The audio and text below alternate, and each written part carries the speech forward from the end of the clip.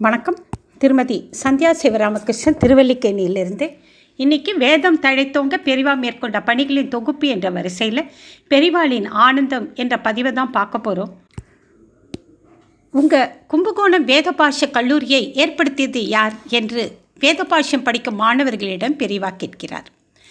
ஈரேழு புவன சக்கரவர்த்தியான மகாபிரிவா தான் ஈஸ்வரர் என்கிற ரகசியத்தை மிகவும் சிரமப்பட்டு மறைத்து இப்பூ உலகில் பிரம்ம மகரிஷியாம் சுக பிரம்ம ரிஷி அவர்களின் தவ மேன்மையோடு நம்மிடையே எளிய திருவுரு கொண்டு அருளுகின்றார். மதங்கள் என்ற பேதம் ஏதுமின்றி அவர் தம் அருள் பரவி அருள்கிறது. கும்பகோணம் லட்சுமிகாந்த சர்மா என்னும் பெரிவா பக்தர் இப்படி ஒரு அனுபவத்தை கூறுகிறார். 1961 வருடம் பிற்பகுதியில் கும்பகோணம் சப்ஜட்ஜாக இருந்த ஒரு இஸ்லாமியர் திரு லட்சுமிகாந்த சர்மாவை கூப்பிட்டு அனுப்பினார். முன்பின் அறியாதவரை இவர் சப்ஜட்ஜ் எதற்காக கூப்பிடுகிறார் என்ற ஆச்சரியமும் ஆவலுமாக அவரிடம் சென்றபோது கும்பகோணத்தில் இயங்கிய சில தர்ம ஸ்தாபனங்களை சீர்திருத்தம் பணிக்காக இவரை நியமனம் செய்வதாக ஜட்ஜு சொன்னார். இவருக்கு பொது காரியங்களில் ஸ்ரத்தை இல்லாததால் அதை மறுத்துவிட்டார். ஜட்ஜி இவரிடம் இதில் பங்கேற்குமாறு வாஞ்சையுடனும் கண்டிப்புடனும் கேட்டுக்கொண்டார். யோசித்து சொல்வதாக கூறிவிட்டு வந்தவர் அப்போது இளையாத்தங்குடியில் முகாமிட்டிருந்த பெரிவாளிடம் சென்று இது விஷயமாக உத்தரவிட்டு அருள்மாறு வேண்டினார். பெரிவா ஏற்றுக்கொள்ளும்படி சொல்லவே மனநிறைவோடு ஏற்றார். கோவிந்தக்குடி அப்பாக்குட்டி ஐயர் சேரிட்டிஸ் மற்றும் கல்யாண ராமையர் சேரிட்டிஸ் என்ற ஸ்தாபனங்களின் அபிவிருத்திக்காக முழுமூச்சாக உழைத்த இவர் வேத பாடசாலை சிறப்பாக இயங்கவும் முயற்சியினை மேற்கொண்டார். இப்படி இருந்த சமயம் ஒருமுறை பெரிவாளை இவர் தரிசிக்க சென்றபோது நீ வேதபாஷ காலேஜ் ஆரம்பிக்கிறாயா, உன்னால் முடியுமா என்று கேட்க இவர் பெரிவா ஆக்ஞாபித்தால் எப்பாடுபட்டாவது ஆரம்பித்து விடுகிறேன் என்றார்.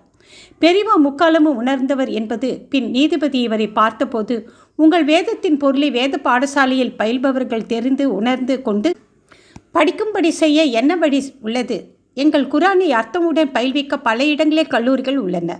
மாயவரம் சமீபம் நீட்டூர் கிராமத்தில் ஒரு அரபிக் கல்லூரி உள்ளது. என்னதோடு விட்டுவிடாமல் அந்த கல்லூரிக்கு லட்சுமிகாந்த சர்மாவையும் விடாமல் அந்த கல்லூரிக்கு அழைத்து போய் காட்டினார். நீங்களும் உங்கள் வேதங்களை இது போலவே அர்த்தத்தோடு சொல்லிக் கொடுத்து அபிவிருத்தி செய்யலாமே, அதற்காக கல்லூரிகளை ஏற்படுத்த முயற்சிக்கலாமே என்றார். பெரிவா தன்னிடம் கேட்டுக்கொண்டது போலவே ஜட்ஜ் அவர்களும் கேட்டதில் இவருக்கு பெரிய ஆச்சரியமாக இருந்தது. அதன்பின் திரும்பவும் பெரிவாளிடம் சென்று நீதிபதி கூறியதை சொல்லி அப்படி வேதபாஷ கல்லூரி ஆரம்பிப்பதென்றால் அதற்கு பெரிவா வந்து துவக்கி வைக்க வேண்டும் என்றார். பெரிவாளும் வருகிறேன் என்றார். மேலும் நான் சொல்வதை சன்னாதிகளோ இந்துக்களோ கேட்க மாட்டார்கள், ஆனால் நான் சொல்லாமலேயே உங்கள் ஜட்ஜு முயற்சி எடுத்துக் கொண்டிருக்கிறார் என்று ஆசியமாக கூறினார். பின் ஒருமுறை ஜட்ஜி இவரிடம் நான் பெரிவாளை தரிசிக்க வரலாமா என்று கேட்டார். இவரும் பெரிவாளிடம் அனுமதி பெற்று தரிசிக்க அழைத்துச் சென்றார். அந்த பிற்பகல் நேரத்தில் பிரளயம் போல் மழை கொட்டி கொண்டிருந்தது. இவர் மட்டும் முதலில் போய் பெரிவாளிடம் ஜட்ஜு வந்திருப்பதை கூறச் சென்றபோது பெரிவாளி எழுந்து வந்து ஜட்ஜி எங்கே இருக்கிறார் என்று சைகையில் கேட்டுவிட்டு அவரை அழைத்து வந்து பக்கத்து வீட்டில் இருக்கச் செய் என்றார். இப்படி சொல்லி ஜட்ஜை இவர் கூப்பிடுவதற்குள் பெரிவாளி அந்த கொட்டு மடியில் நனைந்து கொண்டு சேரும் சகதியுமாக இருந்த இடத்தில் வேகமாக நடந்து தானாகவே வந்துவிட்டார். நீதிபதி வணக்கம் செலுத்தி பெரிவாள் முன் கையை கூப்பிக்கொண்டு நின்று கொண்டிருந்தார்.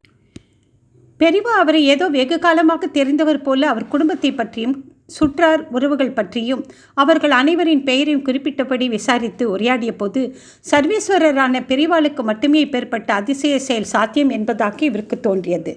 தான் தரிசித்து கொண்டிருப்பது தன் அல்லாவை போல் சர்வ வல்லமை படைத்த ஒரு கடவுள் என்பதை அந்த அயல் மதத்தினரான நீதிபதி உணர்ந்ததால் அவர் கண்களில் நீர் மண்டியது. பின் நீதிபதிக்கு பழங்களையும் ஒரு பட்டு மேலாடியையும் பிரசாதமாக கொடுத்து நல்ல காரியங்களை செஞ்சென்று சேமமாய் இரு என்று ஆசீர்வதித்தார். பிறகு ஊர் திரும்பியதும் நீதிபதியின் முயற்சியால் கும்பகோணம் டவுன் ஹைஸ்கூலில் வேதபாஷ கல்லூரி துவங்கி தேதி நிர்ணயிக்கப்பட்டு பத்திரிகையும் போட்டு எடுத்துக்கொண்டு பெரிவாளிடம் மறுபடியும் தரிசனம் செய்ய இவர் சென்றார். பெரிவா அந்த விழாவிற்கு வந்தாரா? மற்றும் அந்த முஸ்லீம் சப்ஜட்ஜ் என்பவர் யார்? அந்த சப்ஜட்ஜை பற்றி பெரிவா ஆற்றிய உரை மற்றும் சில சுவாரஸ்யமான அனுபவங்களை அடுத்த பதிவில் பார்க்கலாம். ஹரஹர சங்கர ஜெய் ஜெய் சங்கரா. ஹரஹர சங்கர ஜெய் ஜெய் சங்கரா. நன்றி, வணக்கம்.